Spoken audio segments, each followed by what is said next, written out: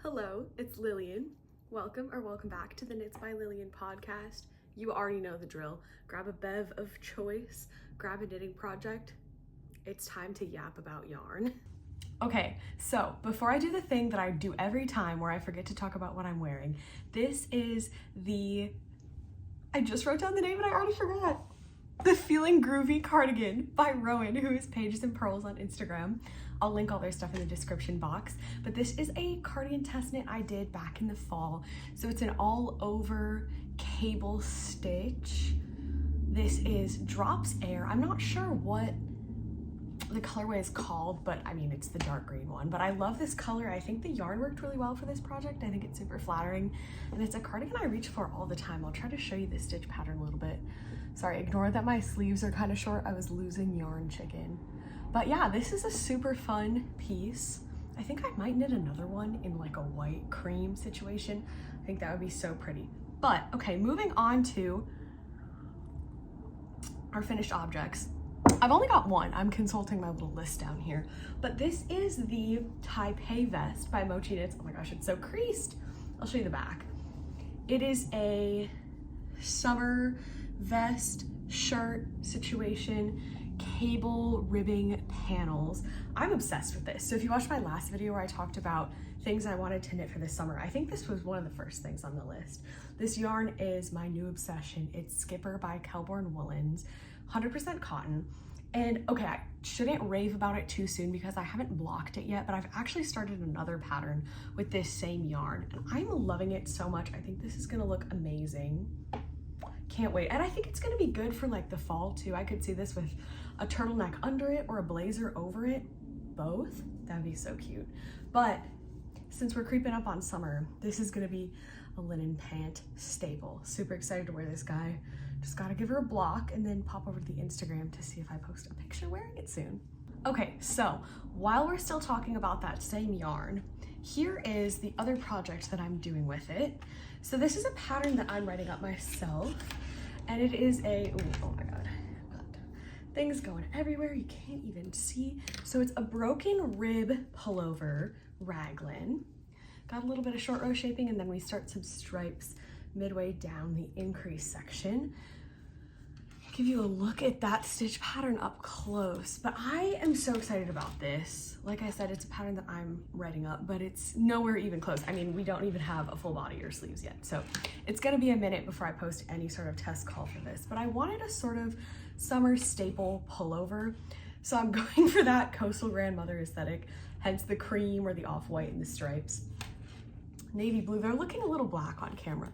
They're actually a navy blue, but I think the stripes with this stitch pattern look so, so pretty. And I've been in a phase of loving like ribbed or broken ribbed pieces. I can't remember what it was called, but I just knitted a big broken rib pullover. And then I cast on a t-shirt that was in broken rib, the Luna tee that I was really liking, but the yarn that I was using, I think was just not right for that because it was a really silky yarn, and so the stitch definition was just really poor. And so because I was loving the look of all of those, I was like, well, I kind of want to cast one on for myself because I wasn't seeing any patterns that I was super drawn to, but I wanted something that would be kind of boxy and oversized, but still in a yarn that's cool enough to wear for this summer so that I could, here's my vision, okay? Picture this, we're at the lake. We have a little crisp glass of wine.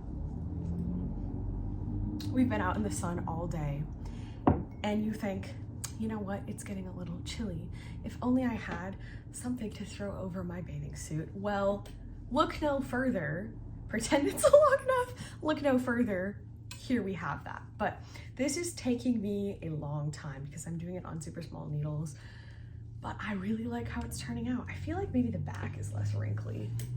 No, it's just as bad. So I might block this guy and see how it's looking so far, but loving this so far. Keep your eyes peeled for more information about this in like a few months, let's say.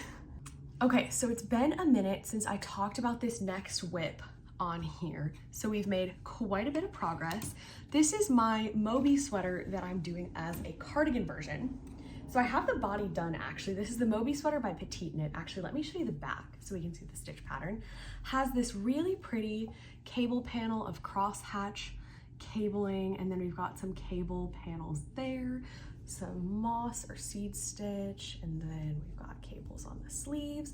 So this pattern is originally a pullover, but I have knitted it as a pullover and thought I would really like it as a cardigan as well. So I've kind of just piecemealed my own cardigan with measuring how I want this V-neck to go.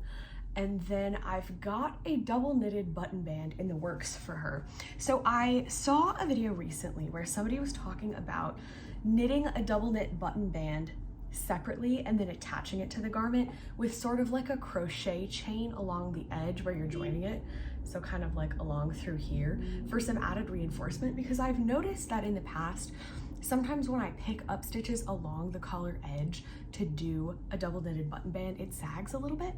So I'm doing it separate this time. I've got some buttonholes on there. I just measured it against a cardigan. Actually, it's super similar to this one too, to see how far apart my buttonholes are. I want to say they're like 2.5 inches apart, nothing crazy. So I'm going to attach, block, button this guy. So I'll report back on how the button band separate looks. It looks so funny. I was on FaceTime with my family and I was working on this and they were like, are you knitting a tube sweater for a snake? Like, what's happening here? But it's been kind of fun to do this separately. So if you've ever done this, also comment below and let me know if you prefer this or if you hated it. I'm all ears. Okay, so this next WIP is also one that I've made quite a bit of progress on since we last spoke. This is my Pahola pullover by Sari Norland. Oh, color work looks so good on camera. She is beautiful. So I have a sleeve done, and then I've got the other sleeve almost all the way done. Actually, I'm on the ribbing, and then I just dropped my yarn, but we'll see how much I can get out of the body before I run out of yarn. And I think that's looking so pretty. I love this pattern. I think, let me show you the colors in there. So I've got a grayish situation and then kind of a mint green, and then my main color is that orange. All three of these yarns are juniper moon fibers, so it's 100% Peruvian wool. It's so light. I wish I could toss this to you through the camera so you could feel how light it is, but I think this is gonna be a really good winter layering piece, but also like a spring, fall, lighter sweater. Also, a big thing that irks me with color work is when I have to catch a lot of super long floats throughout the color work stitch pattern. It's fine. Technically, I know how to do it. It just turns me off of doing color work. I don't enjoy it. I just don't have a good time with it. So this has very few long floats, and it also has very few sections where you have to work all three colors at once. I think there's like a little bit up here, and then most of this is 2 color, and then there's a little bit down here where it's 3 color again. But if you've knitted a couple of color work things before and you're ready to try a bigger project, or you're ready to work in a 3rd color, I would totally recommend this, because I think it's a really simple but complicated and challenging pattern, if that makes sense. I know that feels very contradictory, but this took a while to get through the yoke, but now that I'm on the body, we're flying. So I want to try and cast this off in the next few days so I can still wear it while it's chilly here in Michigan. But I'm so excited to block this guy. I think it's going to be so pretty. Also, the variegation in that yarn, hello, are you kidding? Like, I love a burnt orange, and this is the best because there's like 4 shades of burnt orange in there. So if you walk past someone at your local farmer's market this weekend looking dope in a fresh burnt orange sweater, look twice, because it might be me. Okay, so the last thing I have is just a couple of swatches here. Back in like 2018, 2019, 2020-ish, I designed a cardigan called the Daisy cardigan that had this cross hatch knit and purl pattern, and I want to revamp it. When I was initially doing the cardigan, I only did it in 3 sizes, and I'm pretty sure it had a pretty inclusive size range, but the options were pretty limited. It was like you could have a 34-inch bust or like 50 or 65 or something like that. So there weren't very many sizes, and I think that this would be a really good pattern to do for summer because it's knitted not in one piece, it's seamed, so you do like the back and the fronts separately and then the sleeves. So I think this would be a really good pattern to do for the summer because you could knit a garment but you wouldn't have to carry the whole thing around. So stay tuned. I'll probably have a test call for this guy coming pretty soon. I gotta rework my pattern a little bit and also get it off to my tech editor, but super excited for this guy. This is not blocked, but It's such a fun stitch pattern and I feel like it needs to make a comeback. Okay, this is the last thing I have for us today. I got this yarn from a local dyer who is maybe like an hour from where I live, and look at how stunning that is. I'm usually not somebody who reaches for a lot of pink. Should we unpack the childhood trauma of growing up as a little girl and being like, I love everything pink, and one day waking up and saying I never want anything pink again? But I love this. I think it's so pretty. I want to do some sort of like cherry blossom pattern with these guys, so I think this color work would be really pretty, but I think that's all I have for us today. Just kidding, I found one more swatch that I have. I swatched this up a couple days ago. I have visions of a mesh top in this guy. I think this would be so pretty.